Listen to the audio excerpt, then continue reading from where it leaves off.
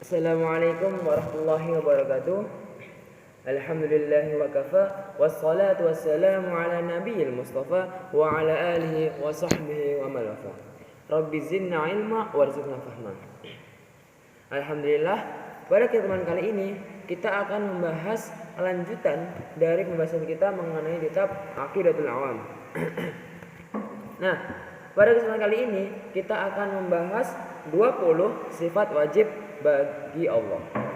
Nah, sebelumnya seperti yang kita sudah dengar di masyarakat ya, di surau-surau, di musola, di masjid, bahkan itu pasti ada kayak pujian-pujian gitu sebelum sholat. Nah, itu ada salah satu pujian yang liriknya itu ternyata sifat wajib bagi Allah. Apa pujiannya? Seperti ini. Allahu jun kidam baqa mukhalafatun lil hawadisi qiyamu binafsi wahdaniyah kudrah iradah dan selanjutnya. Nah, itu merupakan salah satu pujian yang di dalamnya terdapat sifat wajib bagi Allah. Apa saja? Yang pertama, wujud, yakni ada. Kidam, dahulu. Kemudian baqo, yakni kekal. Mukhalafatul hawadisi, yakni berbeda dengan makhluknya. Kemudian qiyamuhu binafsihi, berdiri sendiri. Kemudian wahdaniyah, yakni esa.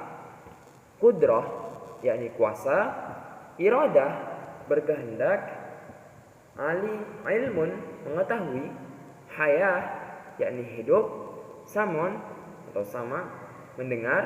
Basar, basrun itu melihat. Kalamun, berbicara. Qadiran, mampu. Muridan, berkehendak. Aliman, mengetahui. Hayah, hidup. Sami'an, mendengar. Basiran, melihat. Mutakaliman, yang terakhir mutakaliman ini berbicara. Nah, adapun salah satu sifat Allah yang paling utama. Sifat Allah yang paling utama ialah mukhalafatul hawadisi, yakni berbeda dengan makhluknya. Apa yang disebut dengan makhluk? Makhluk ialah segala sesuatu yang bernyawa selain Allah. Jadi semua selain Allah. Nah, ada dan tiada adalah sifatnya makhluk. Sedangkan Allah sendiri memiliki sifat mukhalafatul hawadisi, yakni berbeda dengan makhluknya. Maka sebenarnya jika kita mengatakan Allah itu ada, sesungguhnya pemilihan kata tersebut itu kurang tepat. Mengapa? Karena sifat ada itu ialah sifatnya makhluk, sedangkan Allah berbeda dengan makhluknya.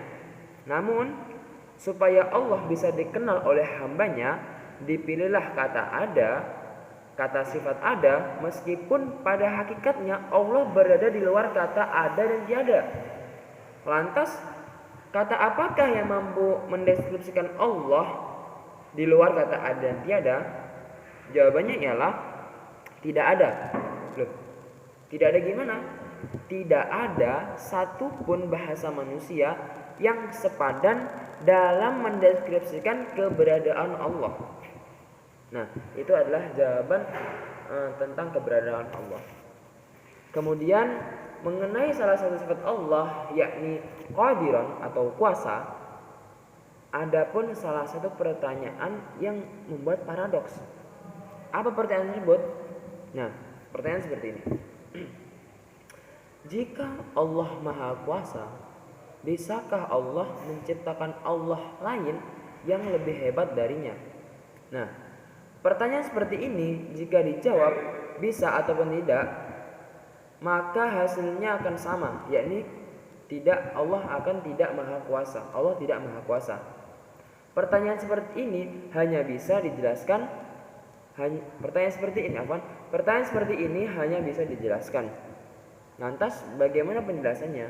Nah, sama halnya dengan penjelasan sebelumnya, bahwasanya sifat kuasa itu adalah sifat makhluk, sedangkan Allah berbeda dengan makhluknya. maka sebenarnya Allah maka sebenarnya Allah di luar kata kuasa. Afwan. Lantas kata apakah yang tepat untuk mendeskripsikan kekuasaan Allah? Nah, jawabannya ialah sama kayak sebelumnya. Tidak ada, karena tidak ada satupun bahasa manusia yang sepadan dalam mendeskripsikan kekuasaan Allah. Akan tetapi, meskipun begitu, supaya Allah dapat dikenal oleh hambanya, ini kita, maka dipilah kata Allah Maha Kuasa.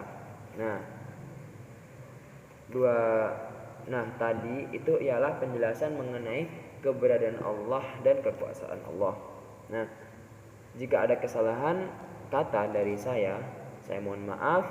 Jika ada benarnya, itu dari Allah Subhanahu wa taala.